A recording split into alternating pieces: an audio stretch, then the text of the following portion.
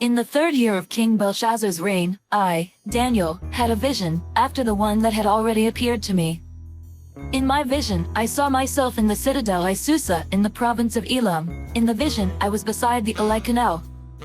I looked up, and there before me was a ram with 2 horns, standing beside the canal, and the horns were long.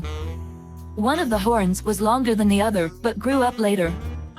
I watched the ram as it charged toward the west and the north and the south. No animal could stand against it, and none could rescue from its power. It did as it pleased and became great. As I was thinking about this, suddenly a goat with a prominent horn between its eyes came from the west, crossing the whole earth without touching the ground.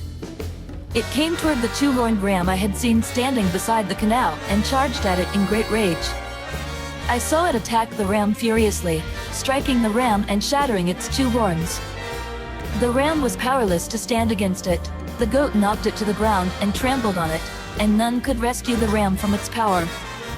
The goat became very great, but at the height of its power the large horn was broken off, and in its place 4 prominent horns grew up toward the 4 winds of heaven. Out of one of them came another horn, which started small but grew in power to the south and to the east and toward the beautiful land. It grew until it reached the host of the heavens, and it threw some of the starry host down to the earth and trampled on them. It set itself up to be as great as the commander of the army of the Lord. It took away the daily sacrifice from the Lord, and his sanctuary was thrown down. Because of rebellion, the Lord's people and the daily sacrifice were given over to it. It prospered in everything it did, and truth was thrown to the ground. Then I heard a Holy One speaking, and another Holy One said to him, "How long will it take for the vision to be fulfilled, the vision concerning the daily sacrifice, the rebellion that causes desolation, the surrender of the sanctuary and the trampling underfoot of the Lord's people?" He said to me, "It will take 2,300 evenings and mornings, then the sanctuary will be reconsecrated." While I, Daniel, was watching the vision and trying to understand it, there before me stood one who looked like a man. And I heard a man's voice from the Ulai calling, "Gabriel, tell this man the meaning of the vision." As he came near the place where I was standing, I was terrified and fell prostrate. "Son of man," he said to me, "understand that the vision concerns the time of the end."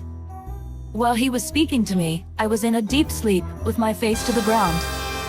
Then he touched me and raised me to my feet. He said, "I am going to tell you what will happen later in the time of wrath, because the vision concerns the appointed time of the end. The 2-horned ram that you saw represents the kings of Media and Persia.